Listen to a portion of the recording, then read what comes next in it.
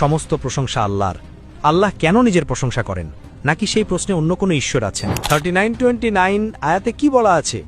এক ব্যক্তি কৃতদাস যার অনেক মালিক আছে এবং তারা একে অপরের সাথে ঝগড়া করে, আর অন্য এক ব্যক্তি যে শুধুমাত্র একজনের মালিকানাধীন। তারা কি তুলনামূলকভাবে সমান? আপনি কি এমন অনেক ঈশ্বরে বিশ্বাস করবেন যারা নিজেদের মধ্যে ঝগড়া করছে, নাকি আপনি এমন একটি ধর্মে বিশ্বাস করতে পছন্দ করবেন যেখানে মাত্র একজন সর্বশক্তিমান ঈশ্বর আছেন? আপনি কি আরবিতে বলতে প্রস্তুত যে আপনি বিশ্বাস করেন ঈশ্বর একজন এবং মোহাম্মদ তার রাসূল? No problem. আসসালামু আলাইকুম, আমার নাম জুলিয়াস মোর। আমি পেশা একজন অ্যাকাউন্টেন্ট এবং আমার একটি প্রশ্ন আছে। এটি কুরআন 39:29 আয়াত সম্পর্কে। ভাই, আপনি কি মাইক্রোফোনের কাছে দাঁড়াতে পারেন এবং আপনার নাম ও প্রশ্নটি কি আবার বলবেন? আমি শুনতে পাইনি। ঠিক আছে, আমার নাম জুলিয়াস মোর। জুলিয়াস। ইয়েস। আমি পেশা একজন অ্যাকাউন্টেন্ট এবং আমার একটি প্রশ্ন আছে কুরআন 39:29 সম্পর্কে, যা পুরোটাই আল্লাহ সম্পর্কে। সকল প্রশংসা আল্লাহর। এর মানে কি? ভাই, এটা কি কোরআনের? আপনি কোন রেফারেন্স দিচ্ছেন? মাফ করবেন, কোরআন। আপনি কোন রেফারেন্স দিচ্ছেন? 39:29 সূরা জুমার আয়াত 29। 39:29। হ্যাঁ, ঠিক আছে। আপনি কি বলতে চাইছেন? সেখানে কি বলা আছে? তিনি শেষ মন্তব্যে নিজের প্রশংসা করেছেন। কমেন্ট। 39:29 আয়াতে কি বলা আছে? এতে বলা হয়েছে আল্লাহ একটি দৃষ্টান্ত দিচ্ছেন এক ব্যক্তি কৃতদাস যার অনেক মালিক আছে এবং তারা একে অপরের সাথে ঝগড়া করে, আর অন্য এক ব্যক্তি যে শুধুমাত্র একজনের মালিকানাধীন। তারা কি তুলনামূলকভাবে সমান? সমস্ত প্রশংসা আল্লাহর। আল্লাহ কেন নিজের প্রশংসা করেন, নাকি সেই প্রশ্নে অন্য কোনো ঈশ্বর আছেন?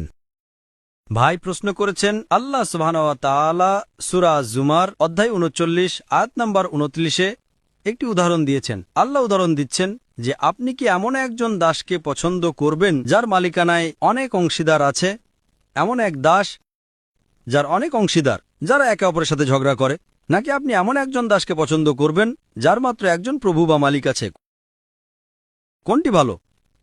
এটা তাদের উদাহরণ যারা শিরক করে এবং যারা তাওহীদে একত্ববাদে বিশ্বাস করে। আল্লাহ তুলনা করছেন যে আপনি কি বিশ্বাস করেন একজন ব্যক্তির অনেক ঈশ্বর থাকতে পারে, নাকি আপনি শুধুমাত্র এক ঈশ্বরে বিশ্বাস করা পছন্দ করবেন? আপনি কি এমন অনেক ঈশ্বরে বিশ্বাস করবেন যারা নিজেদের মধ্যে ঝগড়া করছে? আপনি জানেন কিছু ধর্মে বৃষ্টির দেবতা, সূর্যের দেবতা, মেঘের দেবতা আছে, আর এক দেবতা অন্য দেবতার সাথে যুদ্ধ করছে, এক দেবতা অন্যকে পরাজিত করছে। এই ধরনের দেবতায় কি বিশ্বাস করবেন আপনি, নাকি আপনি এমন একটি ধর্মে বিশ্বাস করতে পছন্দ করবেন যেখানে মাত্র একজন সর্বশক্তিমান ঈশ্বর আছেন? আপনি কোনটি বিশ্বাস করবেন?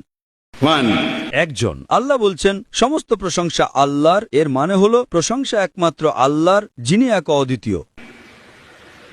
আল্লাহ কেন নিজের প্রশংসা করছেন?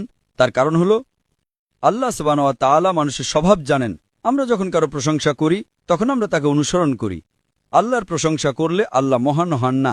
উদাহরণস্বরূপ, যদি আপনার মায়ের হার্টের সমস্যা থাকে আর আপনি জানেন এই ডাক্তারটি সেরা হার্ট স্পেশালিস্ট, হৃদরোগ বিশেষজ্ঞ, তিনি বিশ্ববিখ্যাত, আপনি কি তার পরামর্শ মেনে চলবেন নাকি কোনো অজানা লোকের পরামর্শ মেনে চলবেন? আপনি কার পরামর্শ মানবেন? হার্ট স্পেশালিস্ট, বিখ্যাত, সঠিক। তাই যেই মুহূর্তে আমরা আল্লাহর প্রশংসা করি, তিনি সর্বজ্ঞানী, তিনি সব জানেন, তখন আমরা তার উপদেশ মেনে চলি। তাই আল্লাহ কোরআনে নিজের প্রশংসা করেন যাতে আমরা যখন তা পড়ি আমরা তাকে অনুসরণ করতে পারি। এখানে আল্লাহ উদাহরণ দিচ্ছেন এমন এক দাসের যার অনেক অংশীদার আছে যারা নিজেদের মধ্যে ঝগড়া করে, বনাম এক দাস যার একজন প্রভু। আপনি যদি ইসলাম অনুসরণ করেন সেখানে এক ঈশ্বর সর্বশক্তিমান। আপনি যদি অন্য ধর্ম অনুসরণ করেন, এক ঈশ্বর অন্য ঈশ্বরের সাথে যুদ্ধ করছে, এক ঈশ্বর অন্যকে পরাজিত করছে, এক ঈশ্বর তৃতীয় ঈশ্বরকে ভাড়া করছে প্রথম ঈশ্বরকে মারতে। এই সব বিভ্রান্তি সেখানে আছে।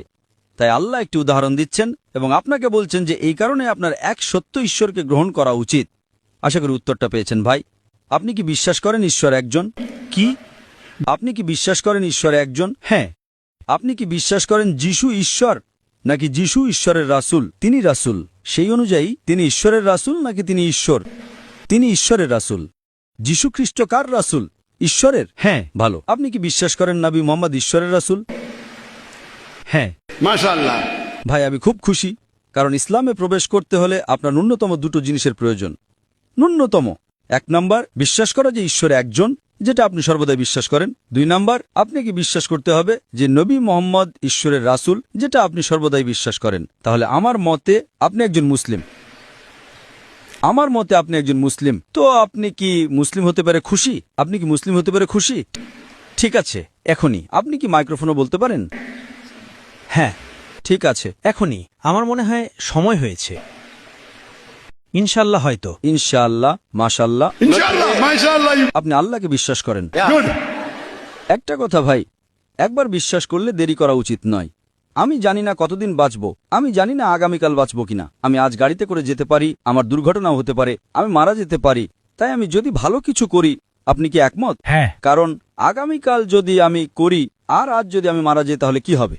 তাই আপনি কি একমত? হ্যাঁ। যদি আপনি বিশ্বাস করেন ঈশ্বর একজন, যদি আপনি বিশ্বাস করেন যিশু ঈশ্বরের রাসূল, যদি আপনি বিশ্বাস করেন নবী মুহাম্মদ শেষ এবং চূড়ান্ত রাসূল, তাহলে আপনি ইতিমধ্যে একজন মুসলিম। ঠিক। আপনি কি এটা আরবিতে বলতে চান? ঠিক।